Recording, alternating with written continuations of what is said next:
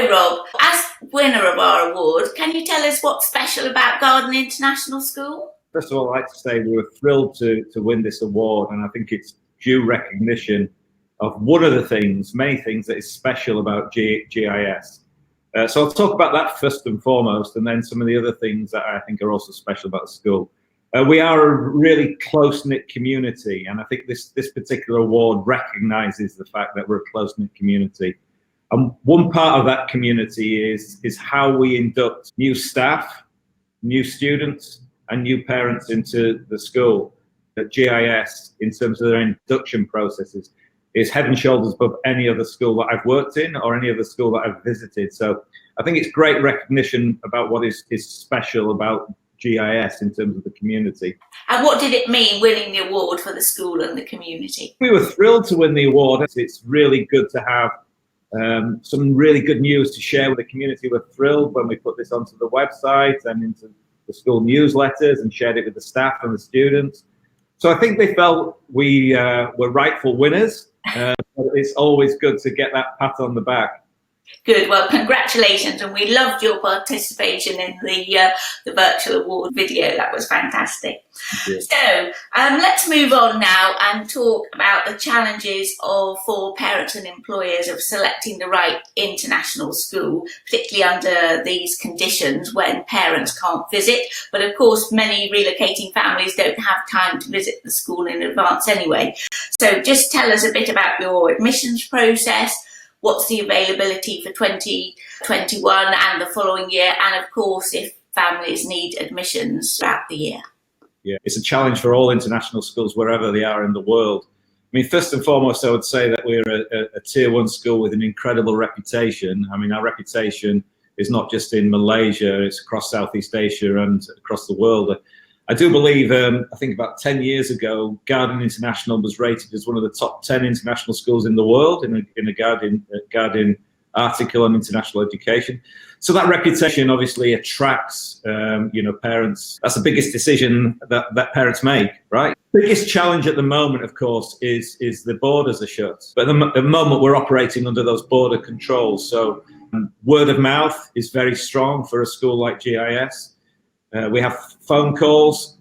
Before the lockdown, we had a number of walk-ins, people just who are in Malaysia coming into the school and asking for an admissions tour or a look around the school.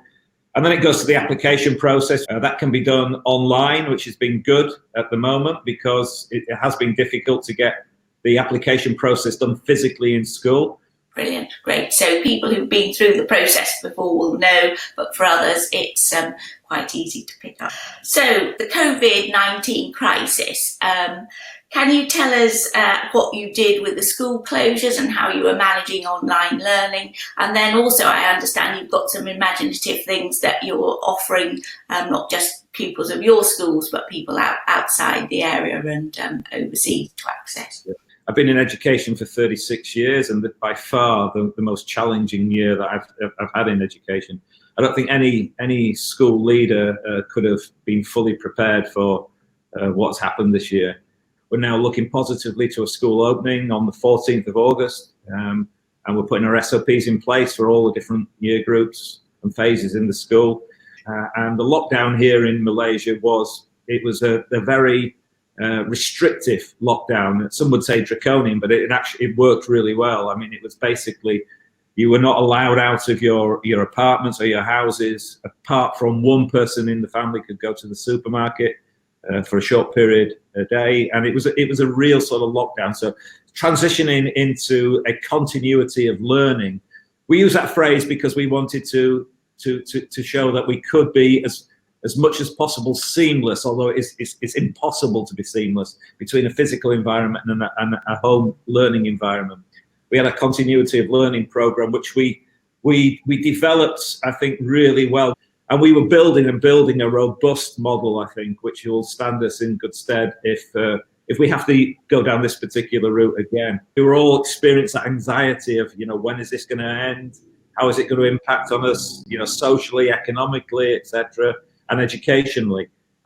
Additional to the sort of education, we saw the importance of the well-being and also for activities which were co-curricular or extracurricular. So we developed an element of our website called Smarter, Stronger Together, which is a fantastic sort of collection of activities that parents and students and anybody in the community can be involved in, you know. And so we also did webinars. We had a virtual CCA program going on, which is a co-curricular program going on every night after school, which was really good. So we were doing things like, you know, Zumba classes, chess, cooking classes, you know, and I think all those kind of things help keep the community together. It's fantastic the way that international schools have stepped up and have been supporting the community and other schools in the area. So thank you. So now here's a really important issue, obviously, for all parents about what you do to help settle the children and transition, but also how the school can help settle the whole family, which is really important to employers when they're moving someone into the area. As soon as the offers are made and the fees are collected, at that particular stage, induction begins. So it's not when the students and the parents walk through the door. It's at that particular moment when they've officially become a member of the GIS family. So connections are made with the school, you know, access to a lot of things that are going on, newsletters, giving, you know, parents and students a feel of what the school will be like. If we are at the stage to, for example, a primary kid, know which class that student will be going into, the teacher will be in contact, and there will be a connection that's made even before they've arrived, long time before they've arrived. We start to try to buddy up families as well. We use our Parent Teachers Association who help us with this, and they start to look at how they would buddy up with different families. So a lot of this is induction begins even before the families physically arrive in KL or physically come to the school. Then we have a really, I think, fantastic event which is called the New Family Induction, which is a whole morning event and goes into the afternoon, where new families come in. There's a degree of formality around the initial parts of it, but it's just in time information. Don't overload the parents and the students with too much information, but then also to expose the new families to everything that we've got to offer as a school. So our co-curricular program, for example, we have 200 different activities that go on in our co-curricular program, so they get some feel of that. We're an Apple distinguished school, so they will see, you know, the technology that we use within the school. So a lot of these kind of things go on with that new family induction. But we then have a series of parent workshops over the first term, which are directly linked to new families coming in. So they will focus on maybe life in Kuala Lumpur, you know, activities that you could be involved in as a family and as an adult, opportunities for spouses or non-working spouses to get involved in the school or get involved in some of our service projects. Like we work very closely with the refugee community. And a number of our new families become involved and helping out with those sort of service projects as well. So those go on for the first term, and then also we have a number of coffee mornings with the principal, coffee morning with the head of primary, head of secondary, with the new families, just to see how they're feeling and how they're settling in. For people who don't know, what curriculums do you teach and the age levels as well? Well, we finish off with the A level, so we're an A level school, and we do the IGCSE. We follow an amended model of the British curriculum in the primary school, but that's basically we model around the English curriculum, but we have flexibility to do what we think is best suited for our students. Great. And languages, you cater for plenty of different languages? Yeah, Malaysian students who have Malaysian passports have to continue with Bahasa, which is Malay, but we offer in the primary school Mandarin and a second foreign language, so a modern foreign language, French or Spanish, and that continues up through into the secondary school as well.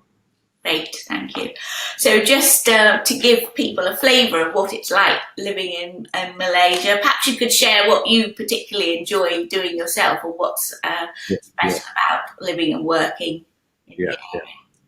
And maybe about what you do in your leisure time when things are better and traveling around other parts of Asia, perhaps. Yeah, so I've got quite a lot of experience in Southeast Asia. I spent 15 years in Hong Kong prior to coming to Malaysia. Had some time in the Bahamas as well. I run an international school in the Bahamas. I think Malaysia is an absolutely fascinating country. Actually, when I taught in Hong Kong, we came as a family to Malaysia quite a lot. It's a beautiful country, and one of the things I really like about Malaysia is the road system is fantastic. So from KL, you can get out in the car. In a few hours, you can be up in the Cameron Highlands, or you can be over on the East Coast, staying in a beautiful resort, or you can in a low-key eco-tourism place as well. So there's so many opportunities to see a very, very diverse culture, I think, in terms of Malaysia. And that, again, the diversity is something that I really like. It's a country that has got that sorted. I think it seems to be a country where different races and different religions seem to live and work side by side with a great deal of harmony. It's a great place to live, but it's also a great place to run an international school, because you don't feel that you're operating in a cocoon. You actually are part of the wider community, which is great. There are a number of other really, really good schools here, a good choice of schools for parents to look at. Good. Well, thank you very much, Robert. That's been fascinating conversation about the school and hearing all about Malaysia, and I can absolutely see that parents will and their children will experience a very warm welcome. So thank you very much for your time today. Goodbye. You're welcome. Thank you.